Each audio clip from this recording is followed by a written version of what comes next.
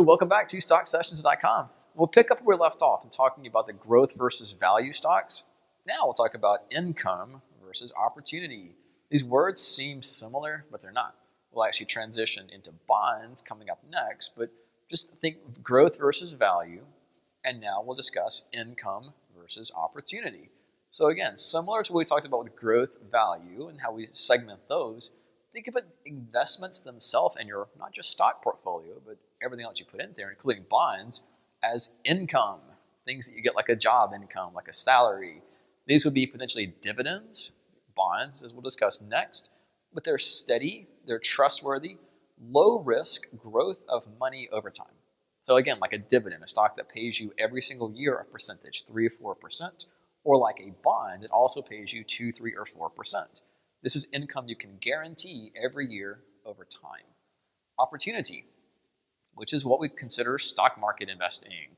It's an opportunity to make money, but it's a riskier investment that can boost your account suddenly or not.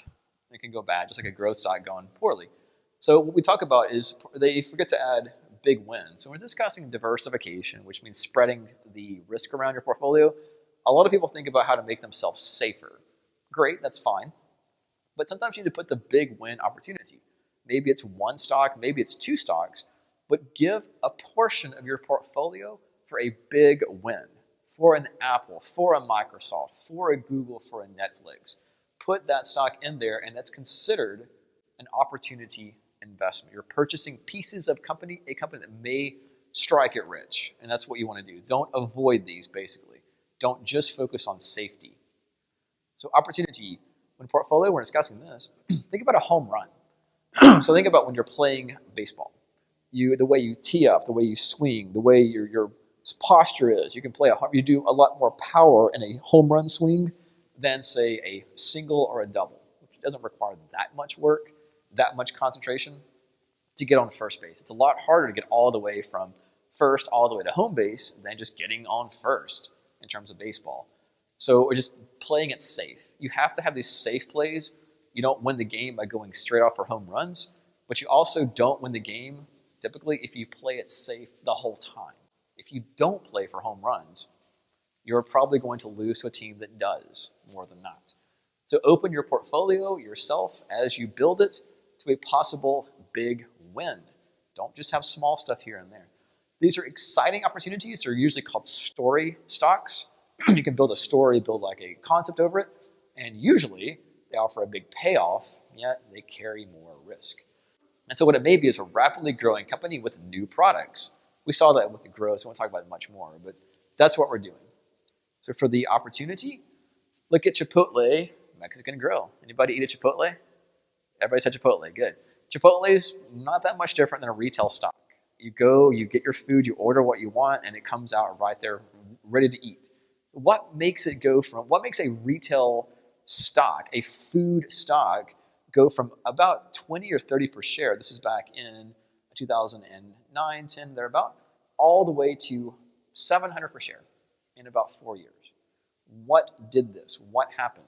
Any guesses? Well, franchise. Other companies franchise too, but they don't do this. Why did this happen? Yeah, boom. I've heard that a lot of times at Chipotle. Chipotle is addicting. They must put something in the meat or something in the salad that makes it addictive where you come back and back. Well, it's a cool company. It's a cool concept.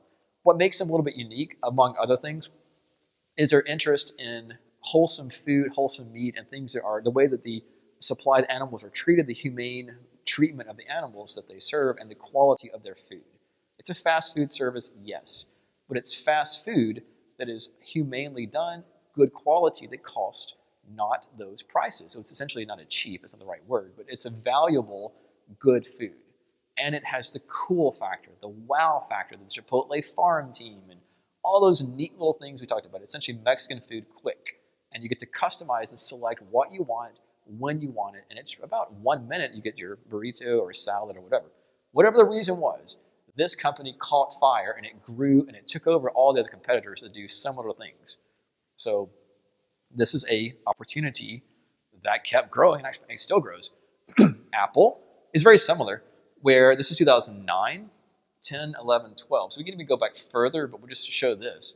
Apple revolutionized some of the products. Again, we talked iPad, iPod, computers, and what else that they're doing, the sound, they partner with Bose headphones, etc. It's a cool company with wow factor.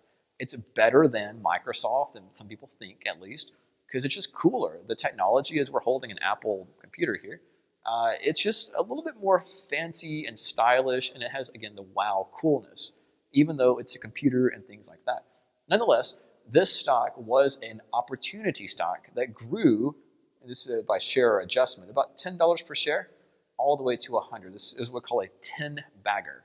This stock, essentially, from 2009, went up 10 times. That's phenomenal. Most stocks clearly do not do this in this period of time. So you need to have in your portfolio things that could do this. So Apple's pretty much gone. It's not going to do this again, I wouldn't think. Maybe it does, probably not. So look for other things that are revolutionizing their industry, like an Apple. Or, we talked about earlier, like a Google. So similarly, this is 2010, 11, 12, 13, 14. Google, going back, was about $250 per share. And this is that sideways range. Buy stocks on breakouts. Remember the earlier concept? This is breakouts. Or buy them on pullbacks, which are retracements. That's how we buy stocks in a trend.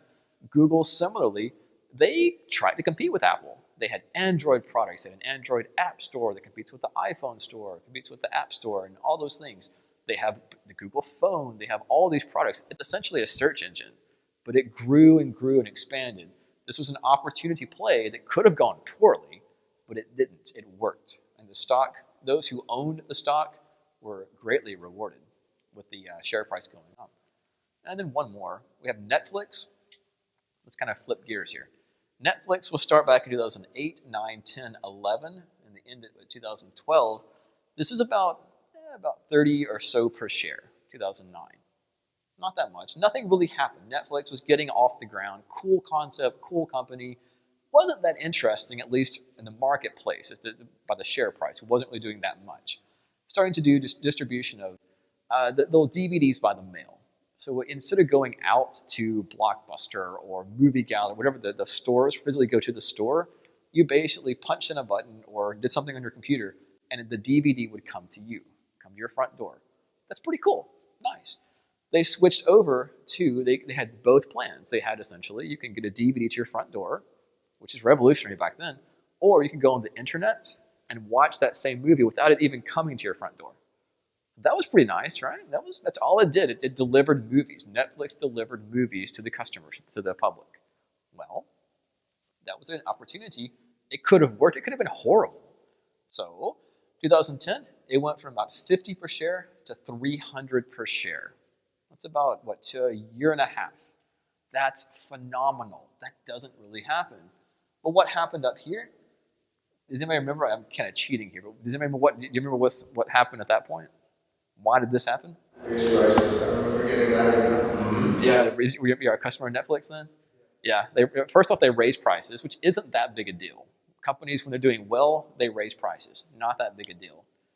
Anything else? But yeah, that affected it. They raised prices, and then they were arrogant about it. You will stay with Netflix because we are the only thing in town. If you don't like us, too bad. Stick with us because you can't go anywhere else. That was the arrogance. You have no choice.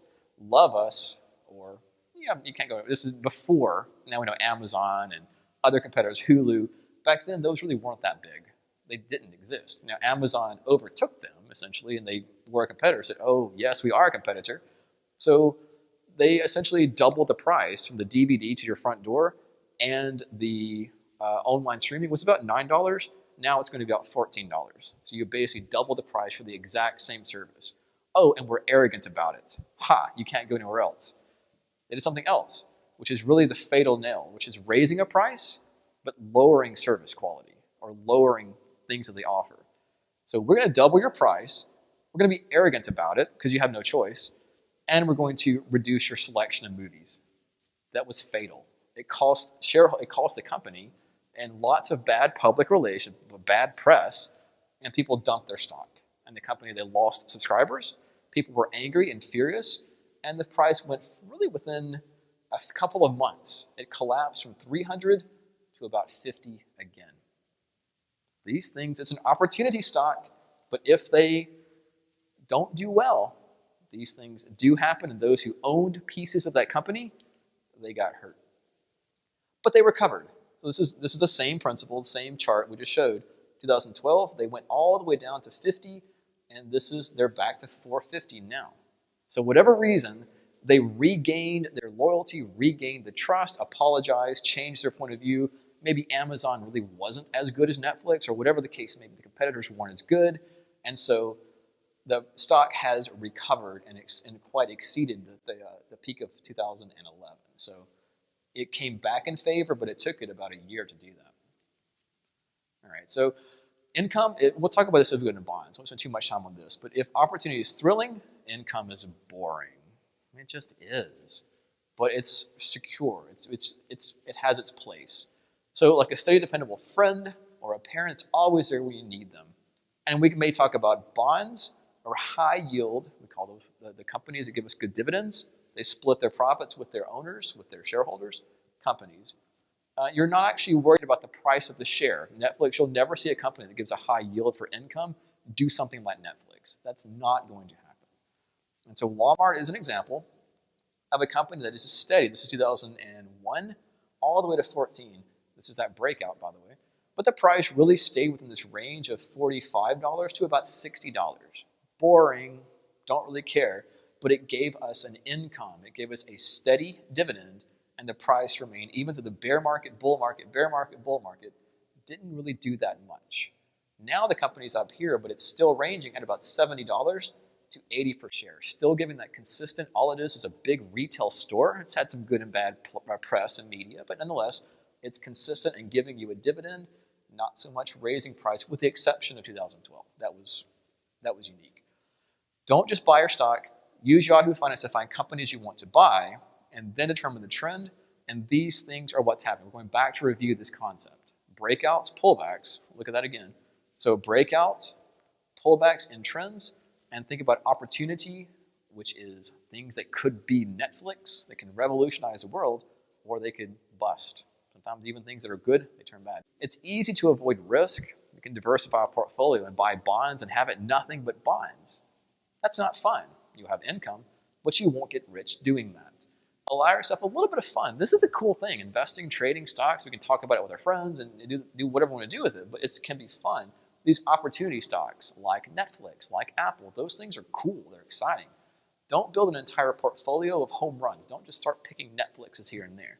That's not going to work. You'll probably do much worse than doing that. Most companies don't become Netflix.